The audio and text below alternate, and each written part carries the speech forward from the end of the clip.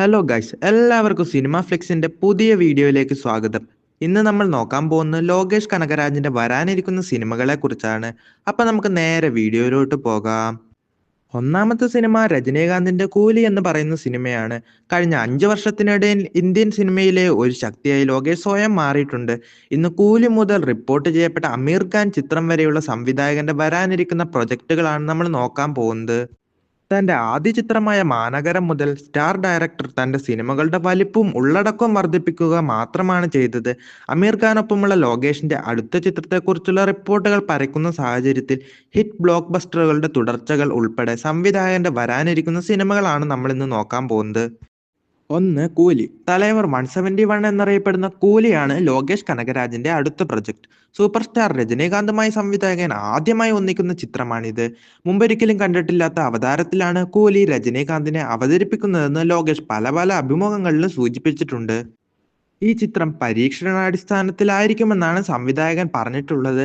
Title reveal ടീസറിൽ തീർച്ചയായും രജനീകാന്തിന്റെ role എന്തായിരിക്കുമെന്ന കാര്യത്തിൽ പ്രേക്ഷകർക്കിടയിൽ താല്പര്യം ഉണർത്തിയിട്ടുണ്ട്. കൂലിയെക്കുറിച്ച് നിങ്ങൾ എത്രമാത്രം ആവേശഭരിതനാണ്? അഭിപ്രായങ്ങൾ നമ്മളെ കമന്റ് ബോക്സിലൂടെ അറിയിക്കുക. 2, കൈദി 2. ഇപ്പോൾ ആരാധകരുടെ പ്രിയങ്കരനായ ലോകേഷിന്റെ തകർപ്പൻ ചിത്രമായി കൈദി എന്ന് വിശേഷിപ്പിക്കാവുന്ന ഏറെ പ്രതീക്ഷയോടെ കാത്തിരിക്കുന്ന തുടർച്ചയാണ് ഈ മൂവി. കൂലിക്ക് ശേഷം ഉടൻ തന്നെ കൈദി 2 ഫ്ലോറുകളിൽ എത്തുമെന്നാണ് പ്രതീക്ഷിക്കുന്നത്.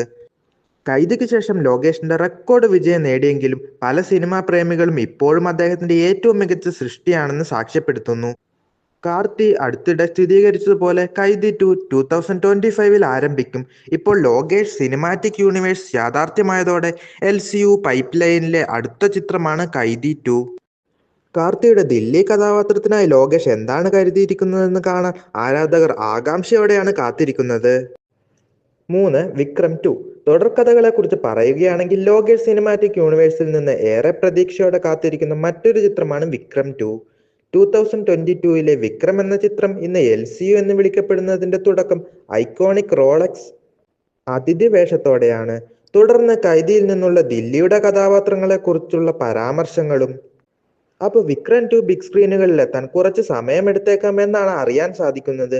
പക്ഷെ അത് ചെയ്യുമ്പോൾ ഒരു കാര്യം ഉറപ്പാണ്, തിയേറ്ററുകൾ ഉറപ്പായും കത്തും. 4, റോളക്സ്. സൂര്യ അവതരിപ്പിക്കുന്ന റോളക്സ് എന്ന കഥാപാത്രത്തിന് ഒരു സ്റ്റാൻഡ് ലോൺ ചിത്രത്തിന് സ്ഥിരീകരണമൊന്നുമില്ലെങ്കിലും തീർച്ചയായും അതിനുള്ള സാധ്യത സൂചിപ്പിക്കുന്ന റിപ്പോർട്ടുകൾ ഒരുപാടുണ്ട്. സമയവും സാഹചര്യവും അനുവദിക്കുകയാണെങ്കിൽ ലോകേഷ് നിരവധി അഭിമുഖങ്ങളിൽ ഒരു ഒറ്റപ്പെട്ട റോളക്സ് ചിത്രത്തെക്കുറിച്ചുള്ള സൂചനയും നൽകിയിട്ടുണ്ട്. സൂര്യ തന്റെ വേറിട്ട സിനിമയിൽ റോളക്സായി നാശം വിതയ്ക്കുന്നത് കാണാൻ നിങ്ങൾ ആഗ്രഹിക്കുന്നുണ്ടോ? ഉണ്ടെങ്കിൽ നമ്മുടെ കമന്റ് ബോക്സിൽ അഭിപ്രായങ്ങളായി നിങ്ങൾ രേഖപ്പെടുത്തുക. 5, അമീർ ഖാനൊപ്പമുള്ള ലോകേഷിന്റെ സിനിമ കഴിഞ്ഞ 24 മണിക്കൂറിനുള്ളിൽ നിങ്ങൾ ഇന്റർനെറ്റിൽ എവിടെയെങ്കിലും കണ്ടിട്ടുണ്ടാവുമല്ലോ. അമീർ ഖാനുമായി ലോകേഷിന്റെ സിനിമയെക്കുറിച്ചുള്ള വാർത്ത ഇപ്പോൾ ചർച്ചാ വിഷയമാണ്.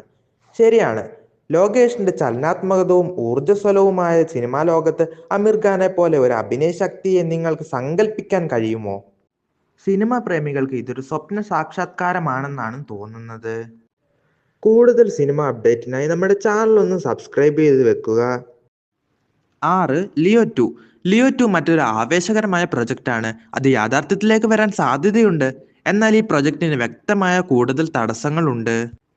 ലിയോ 2വിനെ കുറിച്ച് ചോദിച്ചപ്പോൾ വിജയ്ക്ക് സമയമുണ്ടെങ്കിൽ ലിയോ 2 ഒരു സാധ്യതയാണെന്നാണ് ലോകേഷ് പറഞ്ഞത്.